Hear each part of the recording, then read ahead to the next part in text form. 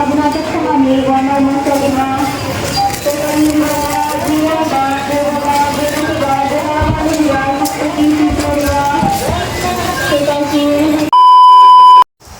So pauwi na tayo guys, galing mag-grocery. So excited na ako doon magpunta sa kasama ko kasi bibigyan natin siya ng grocery kasi ilang buwan na siya hindi nakapasok kasi gawa nang na-injured niya yung paa niya. So let's go, samahan niyo ako guys. Medyo marami yung pinamili natin ngayon. So ibibigay natin sa kanya yung iba.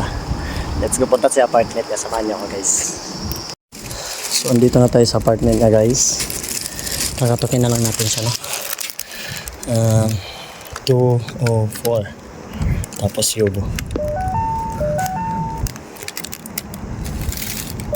Tingnan natin kung kakato siya. Baka tulog pa yan. Patay.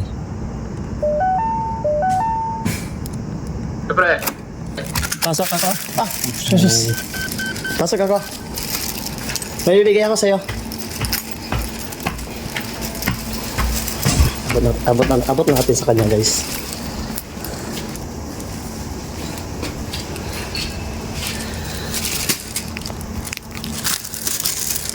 Abot na natin sa kanya tapos uwi na tayo.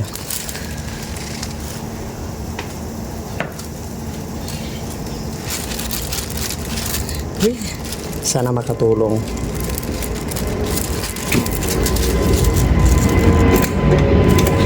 May abot na ako sa'yo. Ha? Kamusta pa mo? Okay na? Wala na siyang gana. Tinanggal. Lalo niya. Anong vlog ba yan? Live yan. Sige, mag-ingat ka. Kumusta ka na? Yes lang. Kinakamusta lang naman kita. Hope makatulong. Bye. Dito naman, pasok pa ako mamaya. Sige. Ingat. God bless you. Chat ka lang sa akin pag may kailangan ka. Sige lang. Nandito naman si ano. Chat ka ba? Si kapitbahay ko minsan nakakawin sila. Sige. Serious ang. Salamat. Wala pasok. May pasok ako ngayon, mamaya. Pasok. Stress ng umaga. Ingat ka. Pagaling ka. Kita tayo sa airport. Lapit na to. Okay, good. So hindi ko na binidyohan yung mukha niya guys. Kasi baka makilala nyo. Pero sarap sa feeling guys na kahit sa mga konting bagay ba nakakatulong tayo. Kasi kawawa din kasi ng kasama natin na injured siya eh. Gawa sa trabaho. Kasama natin yan sa airport guys. Sa mga hindi nakakalam. So may video tayo no, nung part 1. Panoorin nyo na lang. And yan. God bless po sa ating lahat. Kami lang rin po nagtutulungan dito sa Japan. God bless you all guys.